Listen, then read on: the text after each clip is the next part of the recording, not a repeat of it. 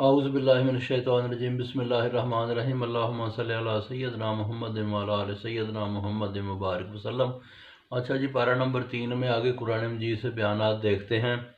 اللہ تعالیٰ نے یہاں پہ فرمایا کہ عیسیٰ کی مثال آدم کی طرح ہے، وہ مٹی سے بنے، اور جب مٹی سے بنا کر ان کو کہا کہ کن تو فیکون ہو گیا۔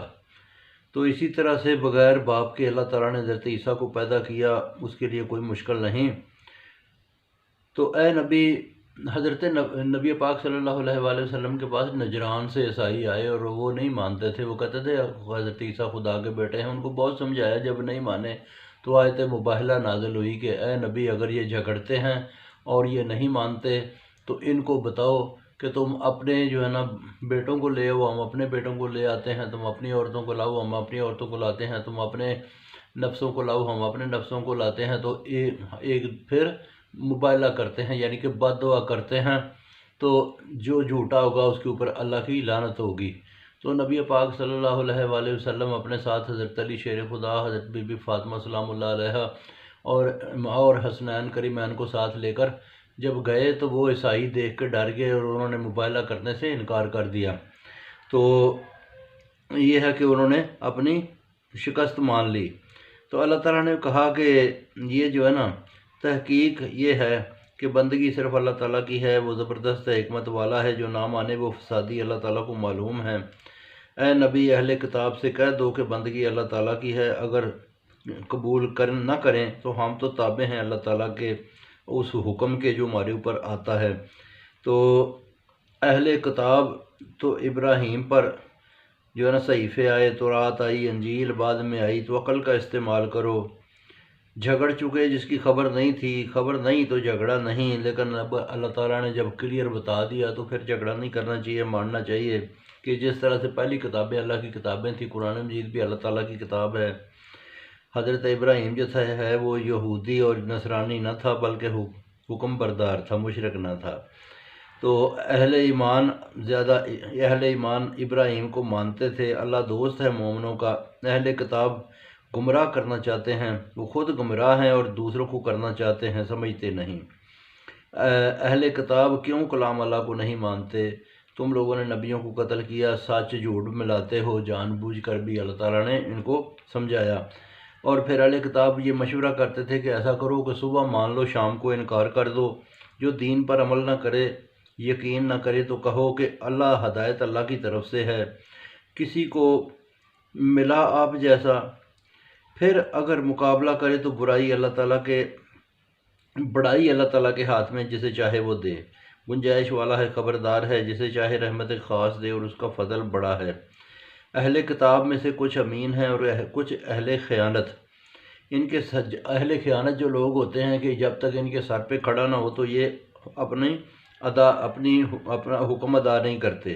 کہتے ہیں جاہل کا حق کھانا گناہ نہیں، سچ جان کر بھی اللہ تعالیٰ پر جھوٹ باندھتے ہیں۔ وعدے کا پاس اور پرہیزگاری اللہ تعالیٰ کو پسند ہے۔ قسم کھا کر مال بیچنے والے کا آخرت میں حصہ نہیں، نہ اللہ تعالیٰ اس کو کی طرف دیکھے گا، نہ اس سے بات چیت کرے گا، نہ سنوارے گا، اور اس کو دکھ کی مار ہوگی۔ کچھ لوگ زبان مروڑ کر پڑھتے ہیں اور نہ ہونے پر بھی اس کو کتاب کا حصہ بتاتے ہیں، اور جان بوجھ کر جھوٹ بولتے ہیں۔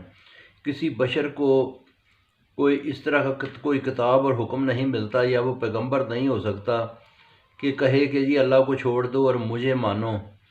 اس طرح سے تو نہیں ہے، نبی جتنے بھی آتے ہیں وہ اللہ کو منوانے آتے ہیں۔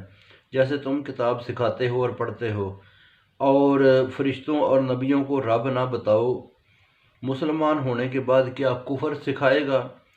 ٹھیک ہے جی۔ تو جو نبی آتے ہیں وہ صحیح تبلیغ کرتے، وہ یہ اپنے آپ کو کچھ نہیں کہتے کہ جی مجھے جو ہے نا، وہ خود نہیں خدا بنتے، ایسی بات نہیں ہے۔ تو اللہ تعالیٰ نے فرمایا کہ وہ ٹھیک تعلیم دیتے ہیں۔ پھر آگے بیان ہے کہ اللہ تعالیٰ نے انبیاء سے اقرار لیا کہ تم کو کتاب دیا، علم دیا، پھر اگر تم میں میرا خاص رسول آیا، آخری پیغمبر صلی اللہ علیہ وسلم، تو اور وہ تمہاری کتابوں کو بھی سچ بتائے تو اس پر ایمان لانا اور اس کی مدد کرنا، اور اس کے اوپر تم لوگ میری ضمانت قبول کرو۔